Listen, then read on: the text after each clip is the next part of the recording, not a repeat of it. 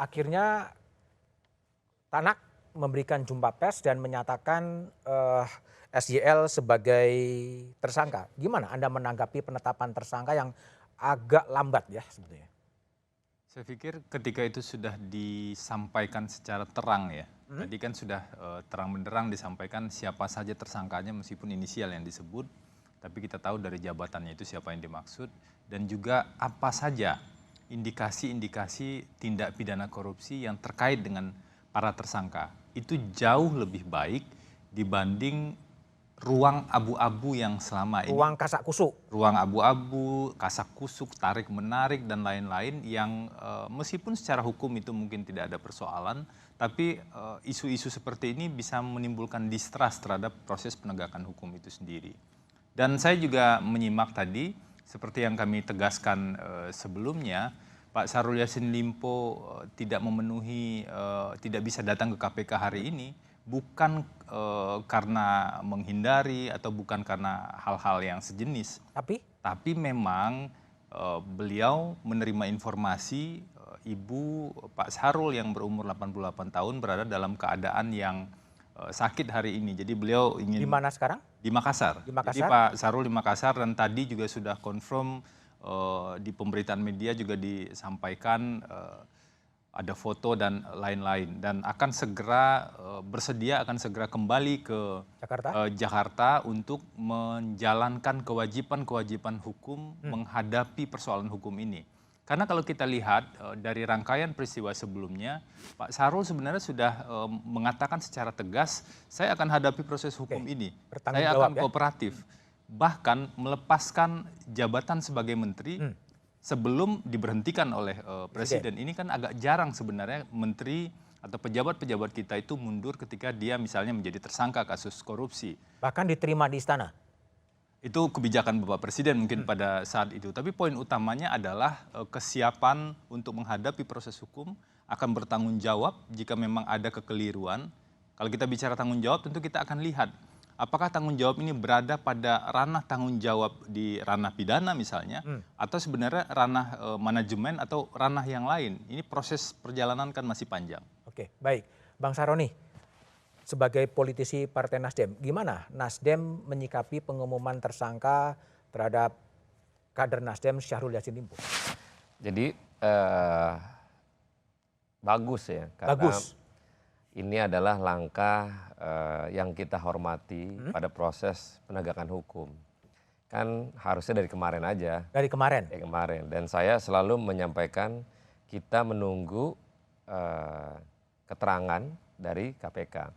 Nah malam ini sungguh apresiasi karena jelas dan terang benderang yang dimaksud perkara pidana yang nggak bisa dihindari. Nah tapi sekarang kan ada ada kontra di masyarakat bahwa kenapa nggak menghadiri panggilan oleh KPK yang dimaksud adalah orang tua Pak SYL adalah sedang dalam kondisi yang tidak baik. Nah ini bentuk daripada jangan sampai liar di ruang publik. Kenapa? Karena semua orang bertanya. Sprindik keluar, beredar di mana-mana, disampaikan juga oleh Pak Menteri waktu itu bahwa ada tersangka Pak SYL, dan tapi nggak diumumin resmi. Nggak diumumin resmi. Nah, ada apa sih menurut Anda? Nggak tahu ya kalau kemarin Pak Ali Fikri itu menyampaikan ada skenario lain. Ada skenario lain? Skenario yang dimaksud adalah mungkin untuk mencari alat bukti lain atau secara full bucket sudah lengkap baru dihadirkan dan diumumkan secara langsung. Itu bagus-bagus saja, tapi kan karena ini ranah publik yang semua mata memandang dan melihat, lebih baik tidak ada abu-abu dan malam ini sudah terang benderang dan itu menjadi lebih baik. Jelas ya. Oke, baik. Sebenarnya kami juga telah mengundang KPK, perwakilan KPK untuk hadir di studio, tapi mereka memutuskan untuk berhalangan untuk hadir di studio ini. Bang Jamin Ginting sebagai pakar hukum pidana, ya, Bang, ini kan juga sesuatu yang menarik ya. Ketika Pak Menteri pada waktu itu berada di Roma, gitu kan, kemudian KPK melakukan penggeledahan di rumah dinas dan di kantor Kementerian Pertanian, dan belum ada pengumuman status tersangka. Pak Mahfud sempat menyebut bahwa sudah menjadi tersangka. Anda sebagai pakar hukum pidana melihat fenomena ini seperti apa?